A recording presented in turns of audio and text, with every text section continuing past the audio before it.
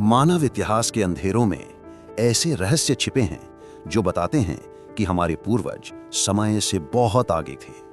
वही रहस्य जिन्हें दुनिया आज आधुनिक विज्ञान का चमत्कार मानती है, दरअसल उनका जन्म हजारों वर्ष पहले प्राचीन भारत की धूल में हुआ था।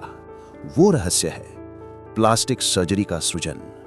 आज जिसे विज्ञान की उपलब्धि कहा जाता है, उसकी प्रथम चीख 3000 साल पूर्व भारतीय भूमि पर सुनी गई थी। इस प्राचीन वैज्ञानिक यात्रा के केंद्र में एक नाम चमकता है, आचार्य सुश्रुत। उनका जन्म, उनका युग और उनकी शल्य कला दुनिया के लिए एक रहस्यमयी पहेली रही है।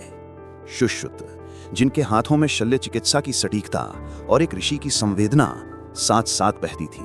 प्रयाग, काशी और उत्तर भारत के प्रख्यात गुरुकुलों में आचार्य सुश्रुत ने उपचार और शल्य कर्म का नया अध्याय रचा। उनकी रचना सुश्रुत संहिता सिर्फ एक ग्रंथ नहीं, बल्कि मानव इतिहास की प्रथम शल्य विश्वकोश मानी जाती है। उस समय भारत एक कठोर सामाजिक व्यवस्था से बंधा था। अपराधियों के लिए दंड सिर्फ कारावास नहीं, अक्सर उनकी नाक या कान काट दिए जाते थे। ये दंड सिर्फ शरीर पर चोट नहीं, आत्मसम्मान पर अमिट दाग था। इस दर्द को, इस अपमान को फिर से जीवन में बदलने के लिए लोग एक ही आश्रय की ओर बढ़ते थे। वो नाम था सुश्रुत। सुश्रुत का मानना था कि हर शल्य क्रिया पूर्ण शुद्धता, गहन शांति और रोगी के विश्वास के वातावरण में ही की जानी चाहिए। सुश्रुत का मानना था कि हर शल्य क्रिया पूर्ण शुद्धता, गहन शांति और रोगी के विश्वास के वातावरण में ही की जानी चाहिए। आज जहां सर्जरी में केमिकल्स और इंजेक्शंस इस्तेमाल होते हैं, वहीं सुश्रुत ने सहस्त्राब्दियों पूर्व वनौषधियों से बना निश्चेतक यानी हर्बल एनेस्थीसिया विकसित कर लिया था।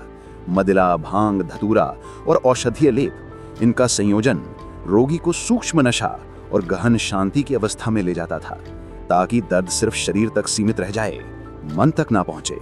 नाक के सही आकार को निर्धारित करने के लिए सुश्रुत पहले मिट्टी का एक मॉल यानी प्राकृतिक त्रिआयामी प्रतिरूप तैयार करते थे। यही मोल भविष्य में बनने वाले सभी सर्जिकल टेम्पलेट्स का प्रथम स्वरूप था। यह तकनीक आज भी प्लास्टिक सर्जरी में प्री ऑपरेटिव मॉडलिंग नाम से उपयोग होती है। सुश्रुत इस प्रक्रिया के जनक थे। फिर आरंभ होता था शल्य क्रिया का सबसे कठिन चरण, त्वचा प्रत्यारोपण यानी स्किन ग्राफ्टिंग। कभी गाल से तो कभी मस्तक से अत्यंत सूक्ष्मता के साथ त्वचा निकाली जाती थी। यही फोरहेड फ्लैप आज की आधुनिक राइनोप्लास्टी की नींव मानी जाती है, और इसका प्रथम स्वरूप आचार्य सुश्रुत की ही देन था। त्वचा को अत्यंत सावधानी से काटा जाता और उसे नए मॉल के अनुरूप आकार दिया जाता था। सुश्रुत के सूचर्स आज के नायलन धागों जैसे कृत्रिम नहीं, बल्कि प्राकृतिक रेशों, औषधीय तंतुओं और वनस्पति आधारित उपचारों से तैयार किए जाते थे। सर्जरी के बाद आरंभ होती थी आयुर्वेद की अद्भुत उपचार कला।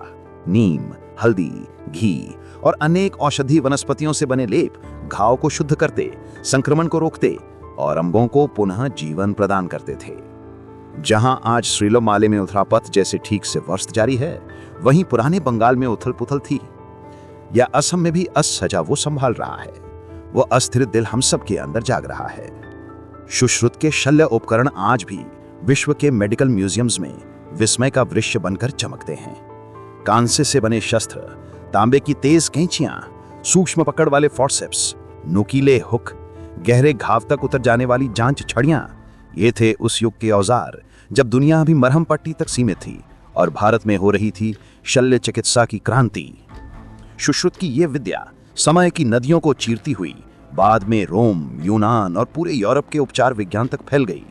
18वीं सदी, जब ब्रिटिश चिकित्सक पहली बार अपनी आंखों के सामने एक भारतीय शल्य चिकित्सक को सुश्रुत की विधि से नाक पुनर्निर्माण करते देख रहे थे, कटा हुआ ऊपरी त्वचा का फ्लैप, बारीक टांकों की अद्भुत गूंथ और ऐसी सूक्ष्मता कि मरीज की पहचान तक वापस लौट आए, ये दृश्य उन्हें स्तब्ध कर गया।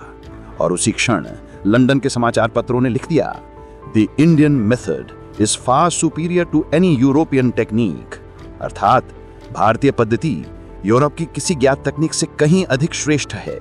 आज के एमबीबीएस छात्रों की किताबों में भी सुश्रुत के 8 शल्य सिद्धांत दर्ज हैं। उनकी नैतिकता, उनकी अद्भुत सूक्ष्मता और उनकी वैज्ञानिक पद्धति हर पीढ़ी को एक ही संदेश सुनाती है कि विज्ञान किसी जाति का दास नहीं होता, किसी देश का बंदी नहीं होता।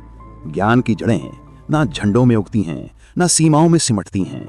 विज्ञान का असली घर हमेशा से मानव की करुणा, उसकी संवेदना, उसकी जिज्ञासा रही है।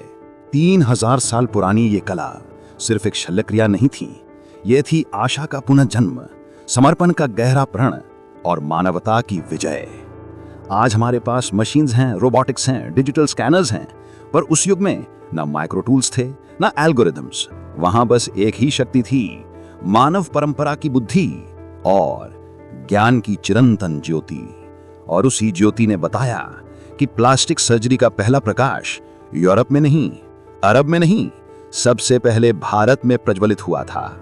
वो प्रकाश था सुश्रुत की अद्भुत शल्य विद्या और ये अमर सत्य, भारत के प्राचीन ज्ञान की धधकती विरासत। अगर आप चाहते हैं कि हम सुश्रुत की अन्य चमत्कारी तकनीकों को भी उजागर करें, जैसे मोतियाबिंद निकालने की सर्जरी, टूटी हड्डियों को जोड़ना या ट्यूमर को बिना आधुनिक उपकरणों के हटाना, तो इस ज्ञान को आगे बढ़ाएं। इस डॉक्यूमेंट्री को शेयर करें और कमेंट में लिखें एक्सप्लोर मोर, क्योंकि जब ज्ञान फैलता है, विरासत अमर होती है।